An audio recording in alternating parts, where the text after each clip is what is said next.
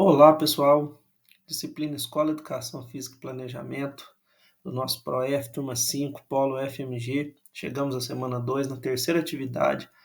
Meu nome é Josinei e o desafio dessa vez é responder por que a educação física deve estar presente em uma escola democrática e republicana. Poderíamos substituir essa pergunta também por se a educação física não estivesse presente em uma escola democrática e republicana, o que faltaria? Mas vamos lá.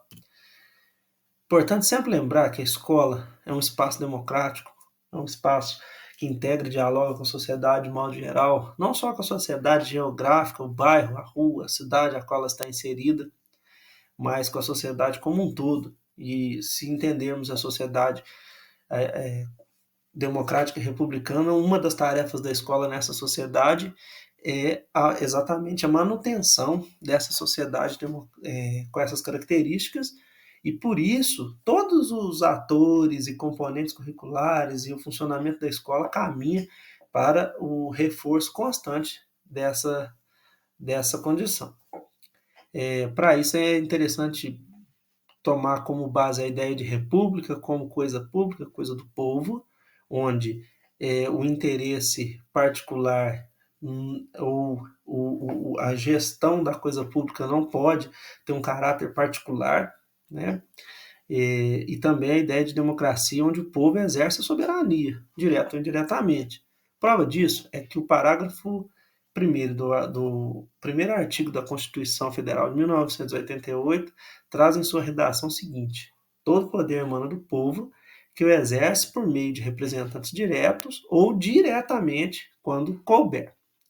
Assim sendo, a gente então se pergunta qual o papel da educação física nesse processo todo.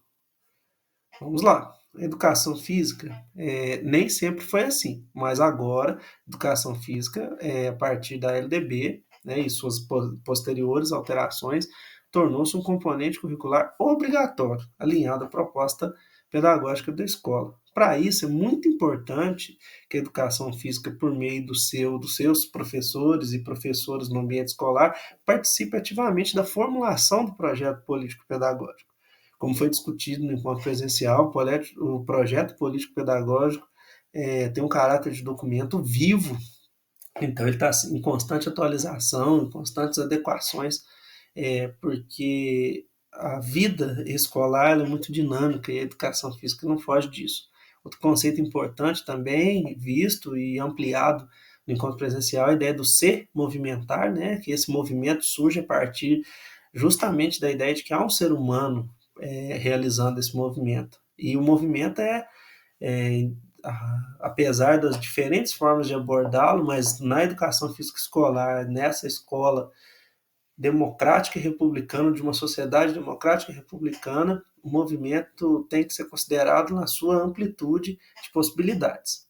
Seguindo, nós temos aqui na entrevista, que é um dos documentos norteadores da semana, o professor Marcos Neira dizendo que a educação física passou a ser reconhecida como importante para a formação dos alunos. Só por essa frase do professor Marcos Neira já daria para responder a questão norteadora. Então, a educação física, como componente curricular obrigatório, reconhecida como importante para a formação dos alunos.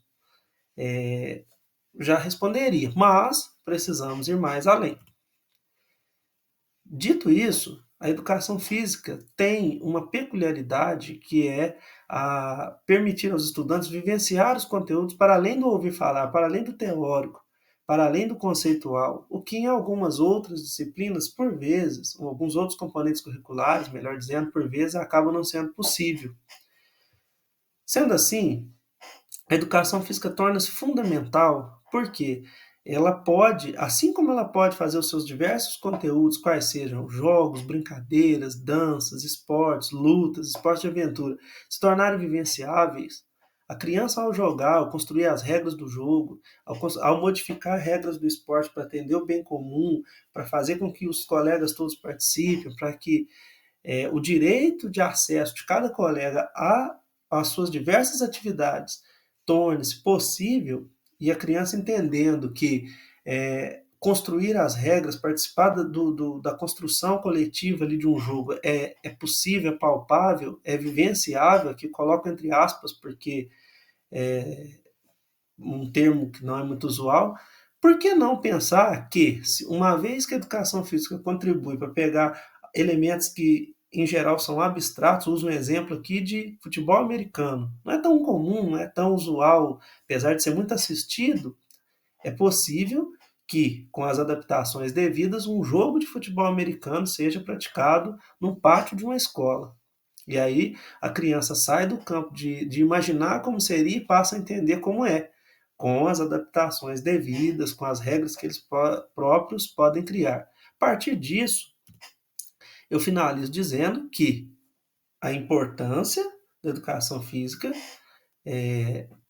na escola democrática e republicana é poder fazer o que nenhum outro componente curricular faz, que é tirar muitas das vezes as coisas do campo abstrato e trazer para o campo da vivência.